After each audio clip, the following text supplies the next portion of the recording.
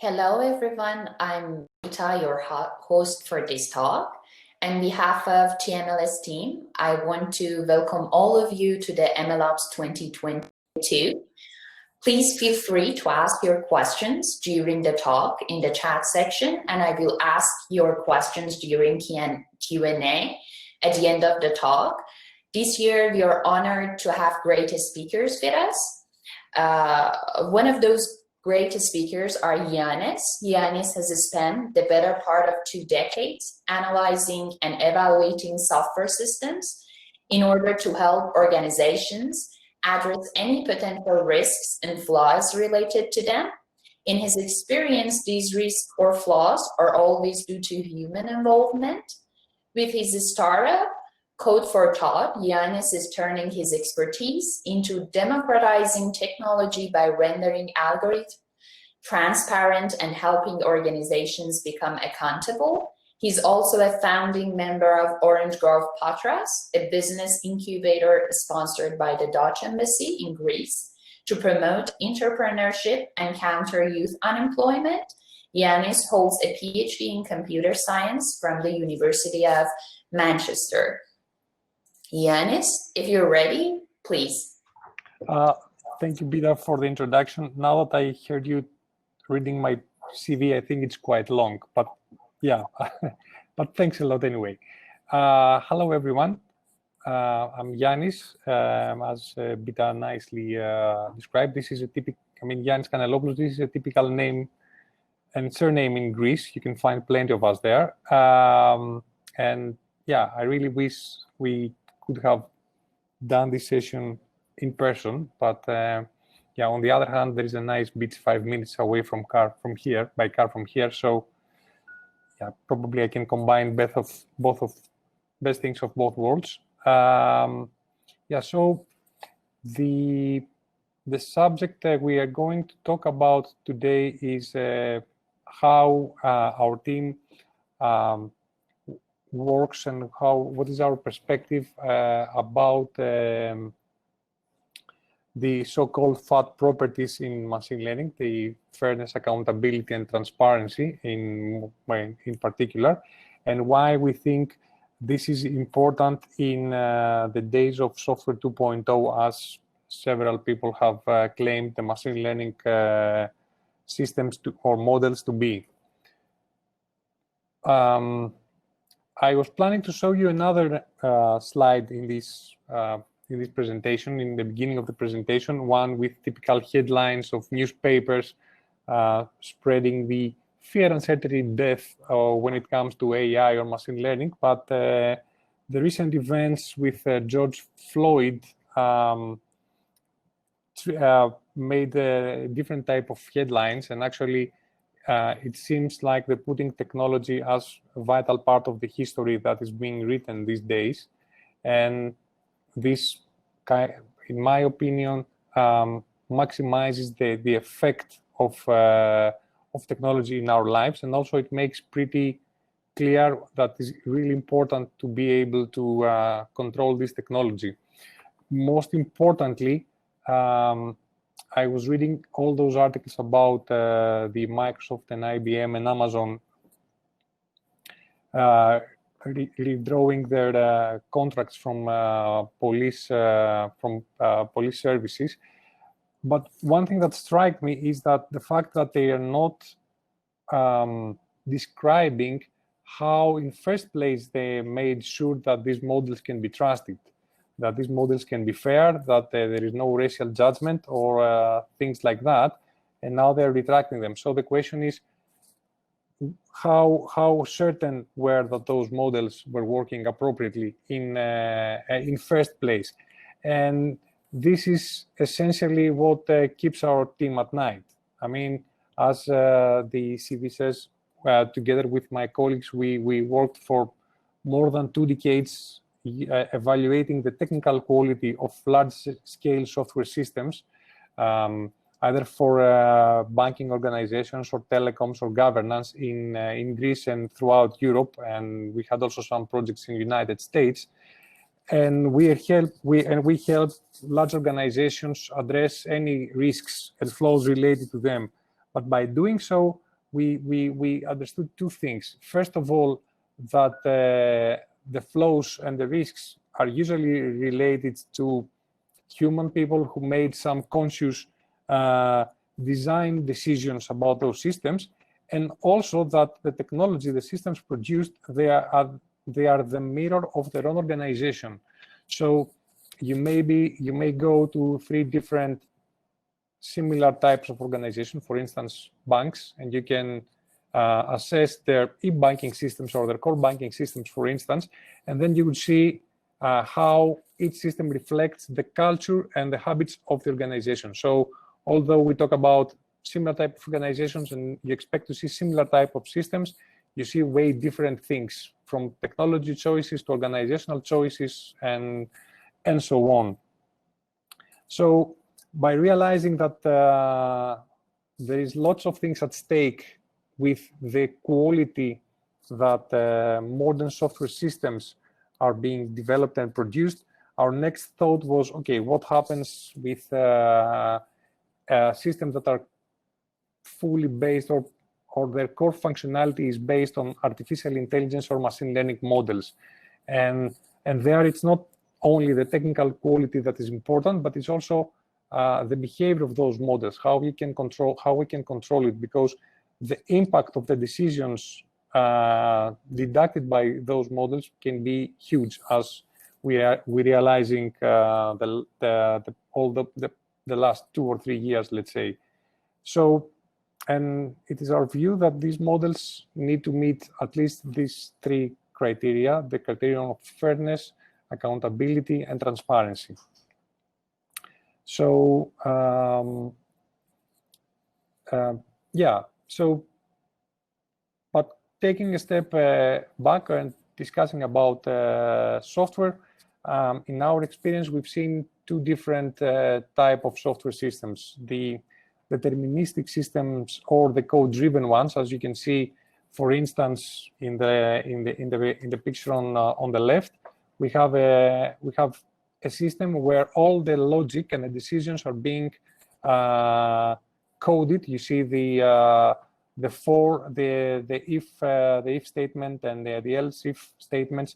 So you can see that this system, the logic is programmed there. So if it makes a decision, we know how this decision was made.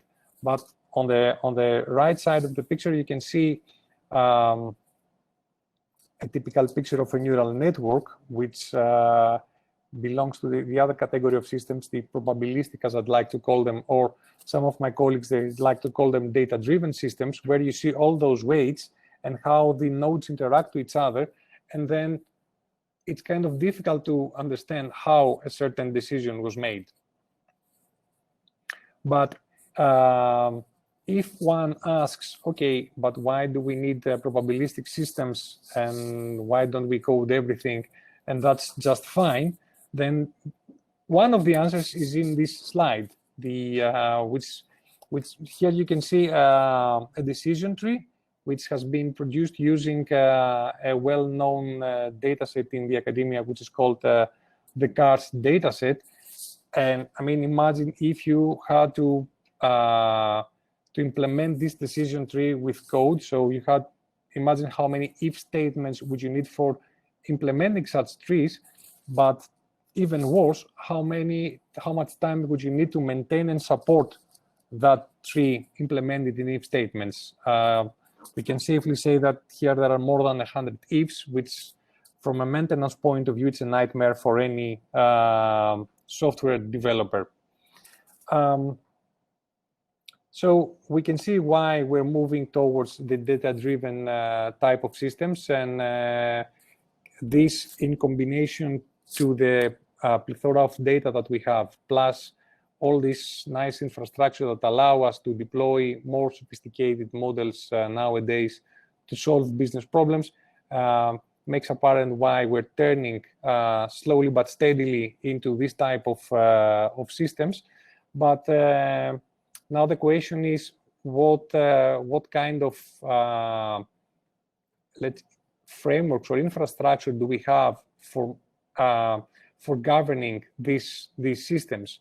So if again we have to compare the code-driven systems against data-driven systems in terms of how these are being managed, then we can see this comparison. And the title is not accidental. That in our view, we should move towards, from software quality, we should be able to controlling the behavior of an AI or a machine learning model. And what we want to say here is that essentially, even an AI or machine learning system is a software system, which means that certain parts of it will be code-driven. There will be code for extracting the data, for integrating this model with a given infrastructure or environment. So the whole,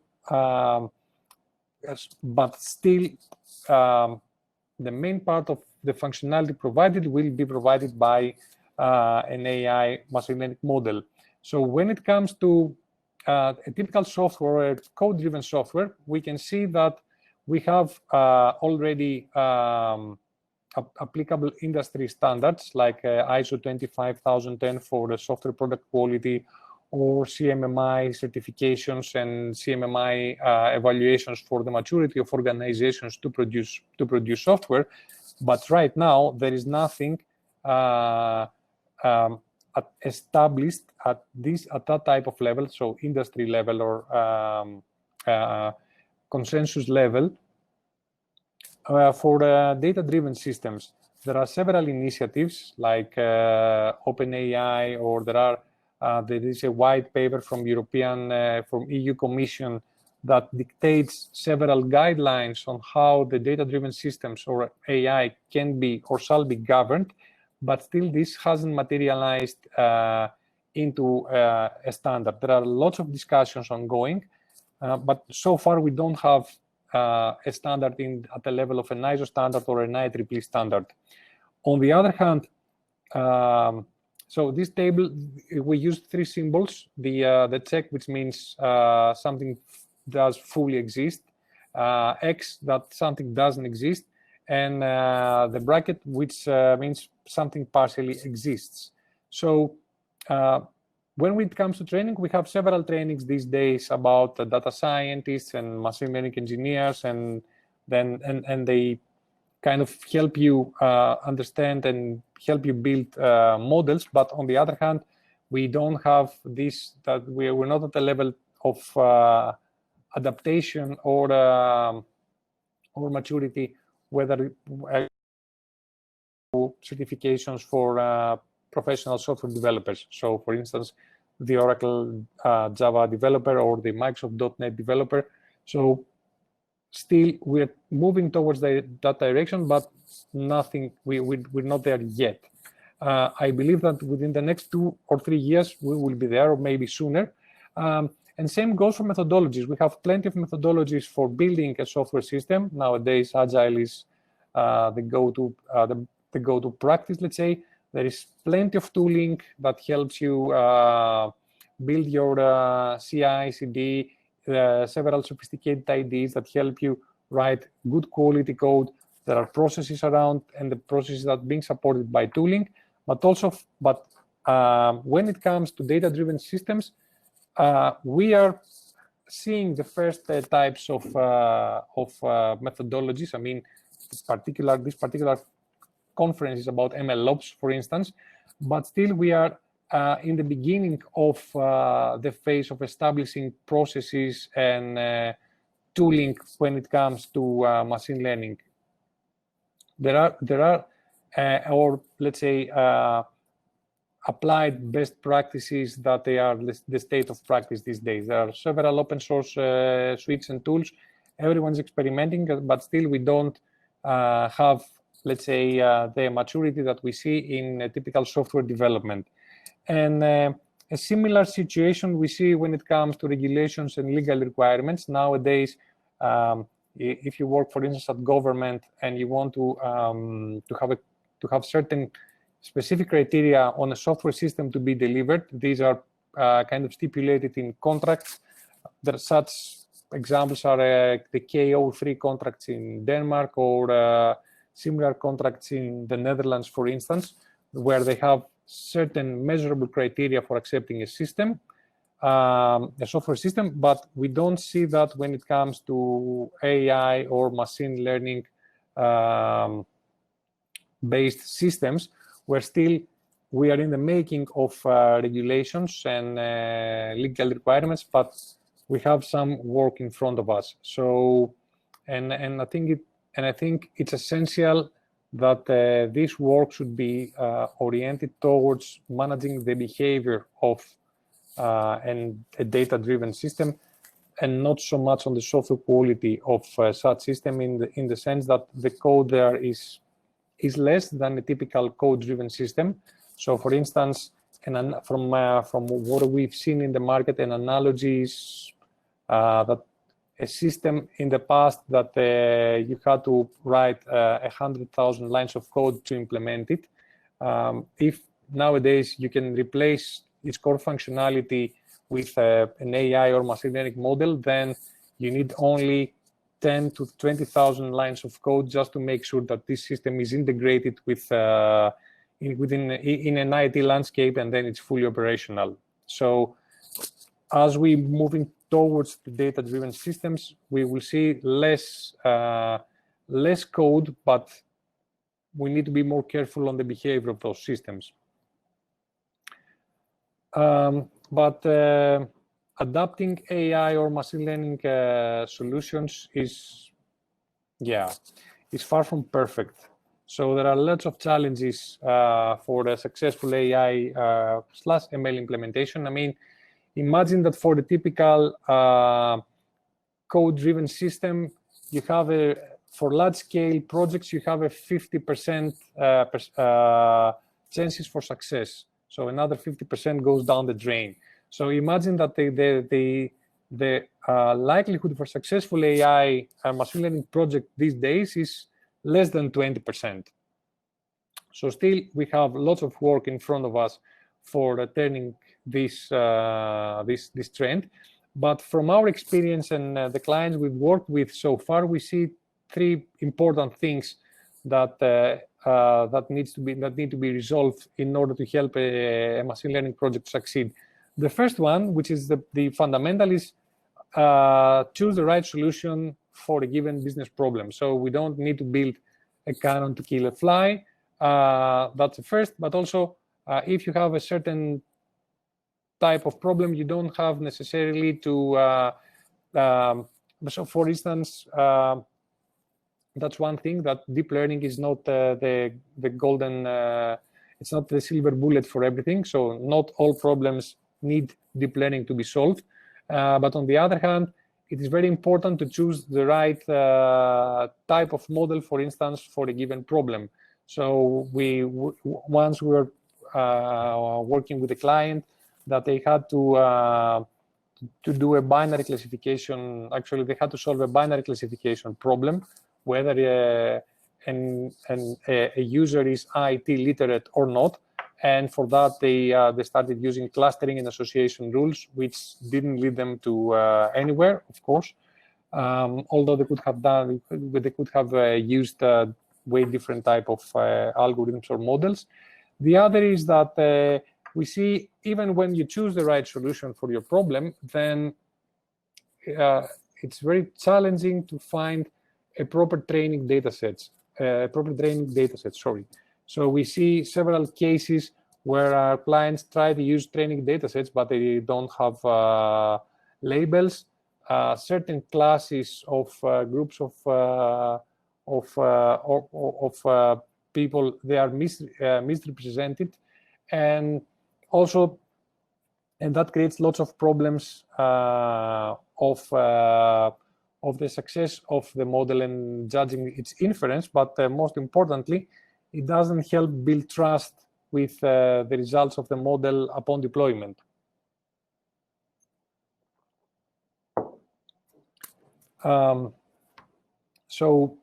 And especially the third one is quite is the one that we're going to focus. We're focusing as Code for Thought, and we try to focus in this presentation. So when we we work with our clients and try to assess the situation and understand how they plan to build trust. We see these trends that we see in this slide. So usually the technical teams, they care about accuracy and fast delivery because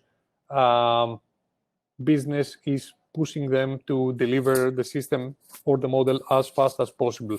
This is something similar to a code-driven system where you see that the developers cut corners in the quality they deliver in order to deliver something fast, the so-called technical debt. But this is this particular debt that we talk about here, the lack of the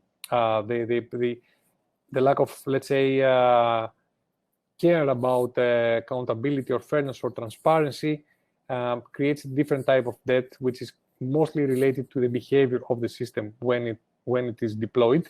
And that is what is also presented in the second bullet, that we see that usually first they want to deploy the system and then they want to care whether the system is accountable or fair.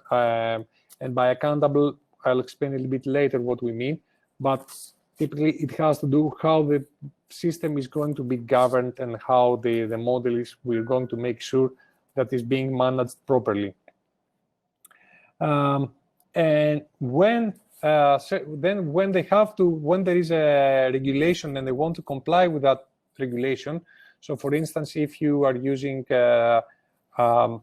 deep learning in the banking sector, then at certain moments you have to demonstrate to regulators and auditors that how you can explain it.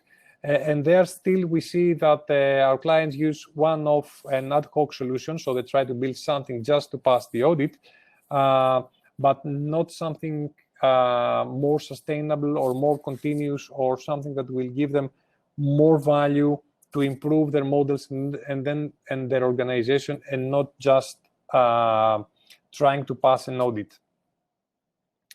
So all of those things, this is what we witnessed so far in the market, and these are the things that kind of are affecting our, let's say, viewpoint or our perspective on how we can help companies in building more, let's say, systems that are fair or they are transparent and they are in a good position, in mature position to manage them appropriately. So, and we try to follow three main principles on how one can use those properties in order to build trust. And building trust, it has two sides. You can build trust internally, I mean, towards your internal stakeholder, be it the management of the organization or even the CEO of the organization or the CFO, and then you can build trust with your external stakeholder, which is mainly your clients. So the first one is, I mean, these are applicable in both cases. So the first one is be simple of what you are presenting to your stakeholders in order to help them trust your work, but not simplistic. This is really important. You have to identify those things that are more relevant to them, but you don't have to try to simplify everything because it won't work in the end. The other is be transparent. So don't be afraid to show them things, but be selective. I mean, trying to show to a CEO or a senior manager all your measurements on how you or the metrics you may use to measure statistical bias, for instance, on your data set or on your model, simply it won't understand them. It's really likely that they want to see just a simple metric that it will give them a really good sense of what is happening, but they don't want to know all the details. And also in your work, it's always useful to use references or standards. We're not there yet, but instead of standards nowadays, you can use checklists from best practices that are being adopted slowly but steadily from the industry. You can also use lots of references from academic papers. That there are several nice articles out there that can help you. For instance, the articles of Professor Nicholas Diakopoulos from United States that he talks about accountability on AI systems. They are pretty. They are very nice reading, especially if you are at the management level. And the next question is, of course, where can these checks go? So the answer, the answer is in this slide. So what you see here is a typical, let's say, pipeline that is followed for the deployment of machine learning model. This is an amalgamation, let's say, of several pipelines we've seen. So it's not a real one per se, but it's close to what we've seen in several clients. So in our opinion, there are two steps that you can do some first checks. The first thing is the model training. So there you can check on, especially on fairness, and then try to see if there is bias on your data set. So you don't want your model to be trained using biased data sets. The second is when you are evaluating the model and the inferencing of the model. It's a nice moment to reflect and see whether you are in a good position to manage this model and address any potential risks from its behavior. Plus, there you can establish your interpretation mechanisms in case you have, you're not using explainable AI, let's say, and you want to use some post hoc explanations or additional explanations. Then that's a good moment to deploy them as well during this phase. And as soon as the model is finally deployed, it is in production, then you can establish a monitoring mechanism to, first of all, monitor fairness in a continuous way, and also be able to provide the explanations about your model's decision still in a constant way. And if I in the next slides, I'd like to show you some examples of what we are working at Code for Thought and how it reflects the principles we mentioned in the previous slide. So starting with F, with the first letter F, which is fairness. As I said, be simple but not simplistic. Fairness, for instance, it's almost a philosophical term, if I may say. So defining fairness per se may be quite a daunting task for an organization, but on the other hand, checking for bias, it's something more clear. It is measurable. It is statistically sound, let's say.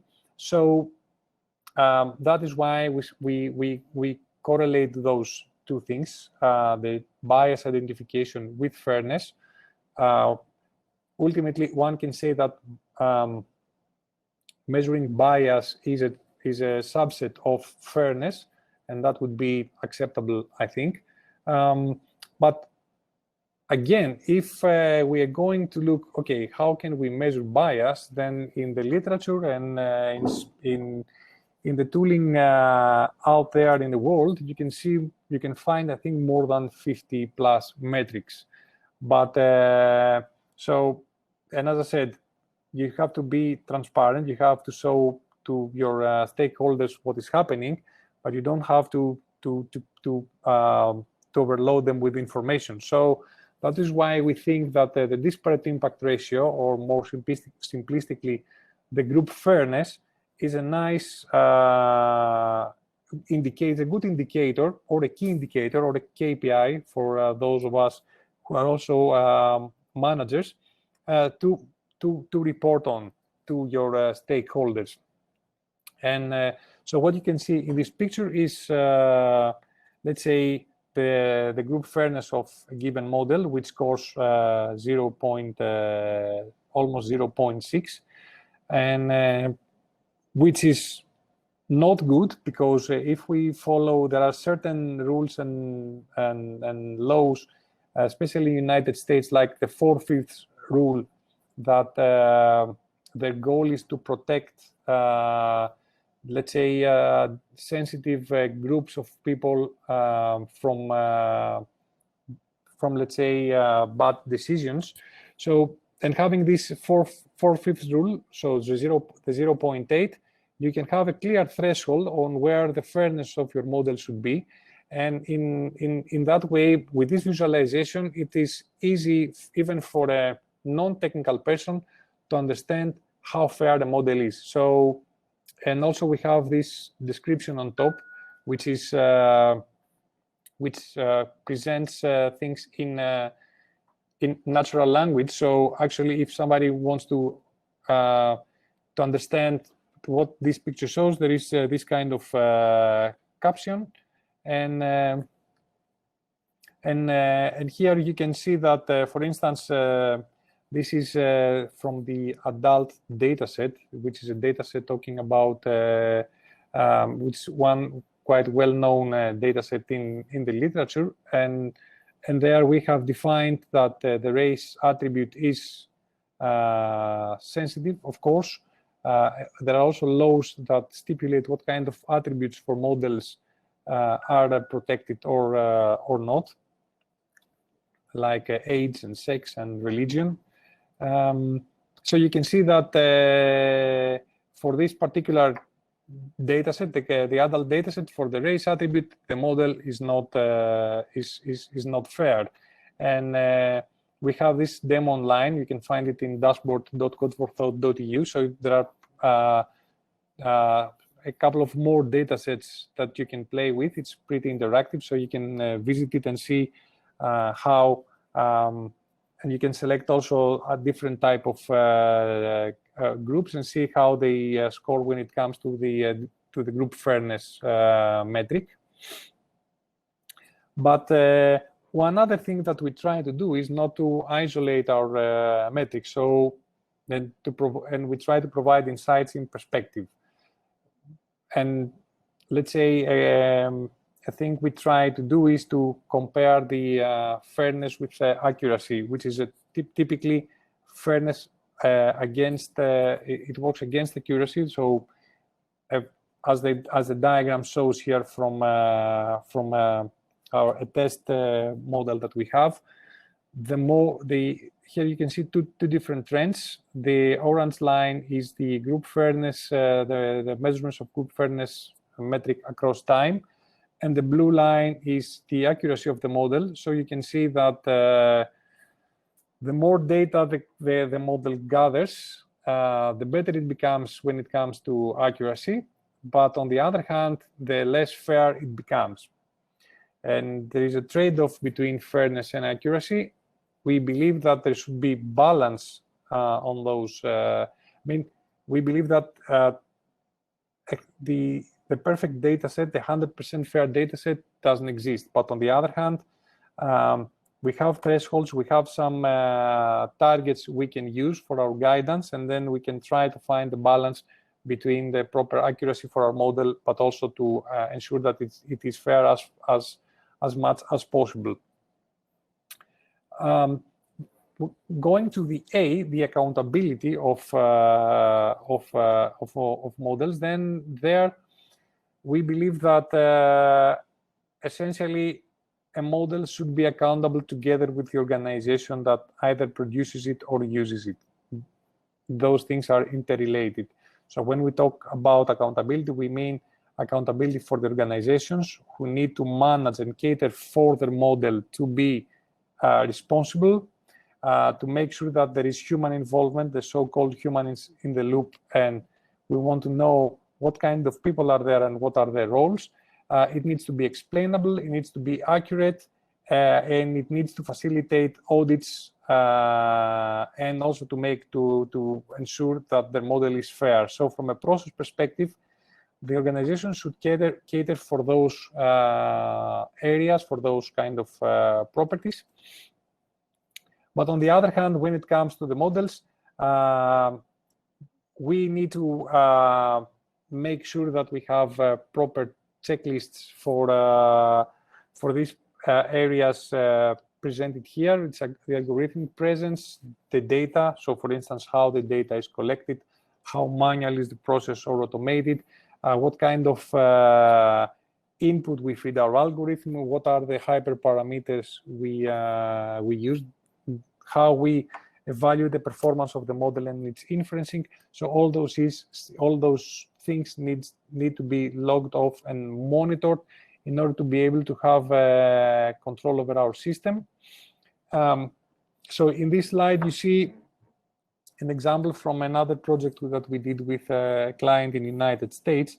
So we were evaluating how accountable they are when it was for a model they're using for identifying network threats in their enterprise networks, let's say, and in those callouts you can see our main findings. So what we saw is that the auditability of the model and the fairness, although it was using some protected attributes, they were not priority. So the team was not interested in on those aspects. They were thinking that this can be done at a later stage. But most importantly, they were using an unsupervised model, but they didn't have a way to assess its accuracy, and they were not having annotations to the results of the model, so at least they would know how well the model can performs or not. So those were some red flags, and help the team to identify that they have to improve before they will be able to deploy the model in production. More details about this project you can find in these links, where we describe it in more length, where we describe our model in more length, and the checklists that we use in order to be able to identify those issues. Let's say, I guess the presentation, I will share the presentation with the organizer so they can share it with you. So don't worry about the links. And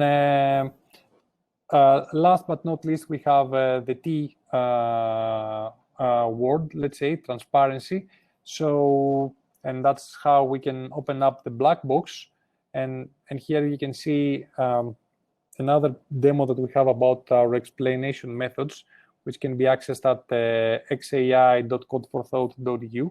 And we have our own, we have implemented, we have devised our own method, which is model agnostic for post hoc explanation, which means explanations that are provided upon the decision of the model.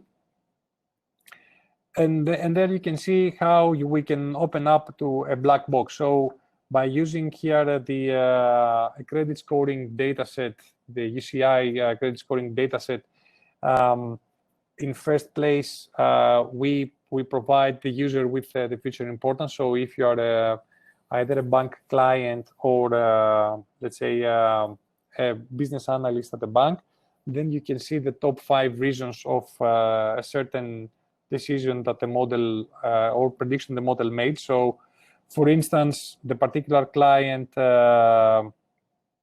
was those 3 aspects, which is several payment delays played a significant role for him to be to have his application rejected. But on the right down corner, you can see another explanation method called contrastives that will help you understand you as a client, for instance, where you stand towards the rest of the clients of the bank that have a similar profile with yours. But these people, they had their loans or their applications approved. So it gives you the boundaries or the things you have to improve, let's say, in order to be to improve your credit history at the bank. And again, this method we have published a paper describing it So you can also find it in this link here. And also applying our, let's say, method to image classification in the image classification domain, we were able to identify another form of bias, let's say. So this is the celebrities data set where the algorithm needs to, it gets fed with photos of celebrities and it has to classify them as male or female. So in our case, for this guy here, the model has classified him as a female. And here with the blue pixels, you can see the ones that played the most important role for this decision. And you can see here that the eyebrows, which is, I guess it's the eyeliner, played the eyeliner in his eyes, played a very important role for him to be classified as a woman, plus some makeup in the mustache area. So these are examples of how explanation methods can give us more insights that can help us. They can help us, let's say, provide insights to either internal stakeholders or to our external clients, and also inside how they can help us identify problems in the models we train. So this is it from me. I don't know if we have questions, so I'm pretty I'm pretty open now to hear any questions. First of all, I want to thank you for the great talk. It seems that please, if you have any questions in that section, and I can ask Yiannis. In the meanwhile, if you have anything to add, please do. I see a question from Arun.